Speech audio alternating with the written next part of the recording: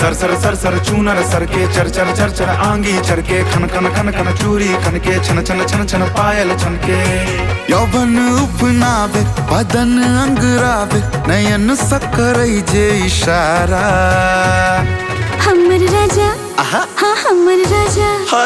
हमर राजा के अजब मिजाज माने छे नहीं फागुन में हमर सैया के अजब मिजाज रंगे छे रंग फागुन में फागुन में गोरी फागुन में फागुन में गोरी फागुन में फागुन में गोरी फागुन में ले होली अच्छा ले होली करू नया लाज गायब रंग फागुन में ले होली करू नया लाज लगायब रंग फागुन में अरे धर धर धर लगवा लेके जान ललका पियर का होली है लगवा लेके जान ललका पियर का होली में ललका पियर का होली में ललका पियर का होली में रंगवा लेके जान अच्छा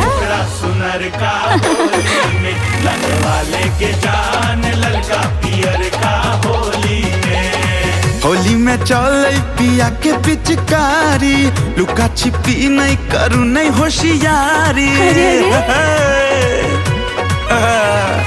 होली में चल पिया के पिचकारी अच्छा। लुका छिपी नहीं करू नहीं होशियारी फागुन के रंग में भीज जात सारी फागुन के रंग में भीग जात सारी बहे फगुआ के अलग बयार एलै होली हाँ एलै होली तकी एलै होली करू नया लाज लगायब रंग फागुन में एलै होली करू नया लाज लगायब रंग फागुन में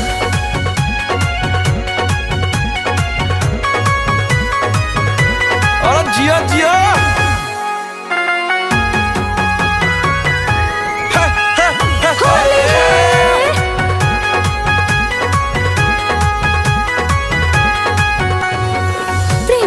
रंग ससैया हमरा नहा दिया हरियर गुलाबी गुलाल लगा दिया सुने छियो हाँ कहियो ने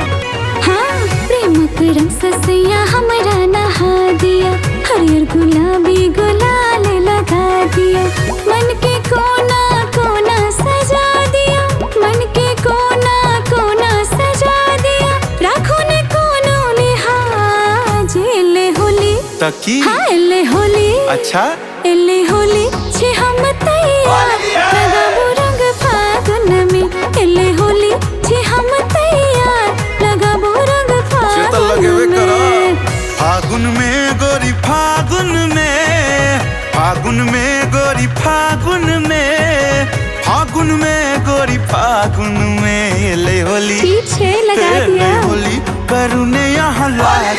गायब रंग फागुन में एले होली छे हम तैयार लगाबो रंग फागुन में हाँ एले होली करुणे यहाँ लाज लगायब रंग फागुन में